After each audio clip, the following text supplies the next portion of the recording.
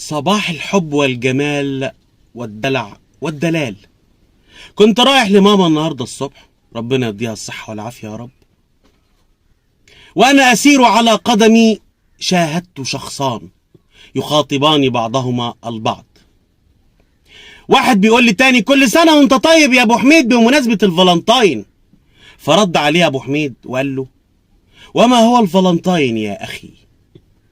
فرد عليه هذا الشخص وقال له: عيد الحب، كل سنة وانت طيب، دعوة للحب والتسامح.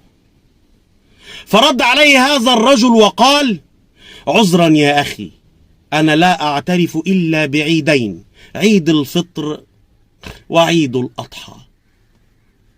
فأسرعت مهرولا بعد أن هزت كلمات ذلك الشخص وجداني الداخلي والخارجي، وسألت نفسي مستعجبا مستنكرا مستفشخا مستعبطا مستهبلا: في هي لو كان قال له انت طيب؟ هل هي ركس من عمل الشيطان؟ هل هو كفر؟ لماذا لم يجبر بخاطره ويقول له وانت طيب؟ هل كانت الكلمة ستلزق؟ ذكرتني هذه الواقعة بواقعة مشابهة لها حدثت منذ شهران في إحدى المصالح الحكومية. دخل رجل من العامة وقال: صباح الخير. فرد عليه رجل من الله وقال له: وعليكم السلام ورحمة الله وبركاته.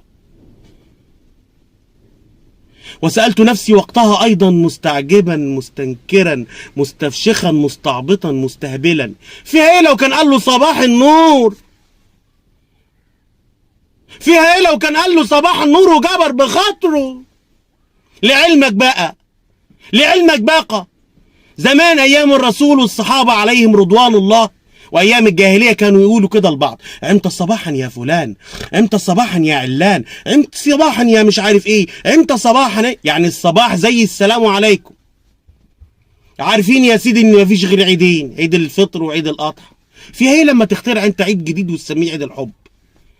تشوف الناس ياخدوك بالأحضان وتاخدهم انه احسن يالا اشوفك في الشارع اخدك بالحضن وابوسك من هنا وهنا واقول لك كل سنه وانت طيب، ولا اتف في وش امك؟ انا الاحسن يالا يا مدعين التدين يا اولاد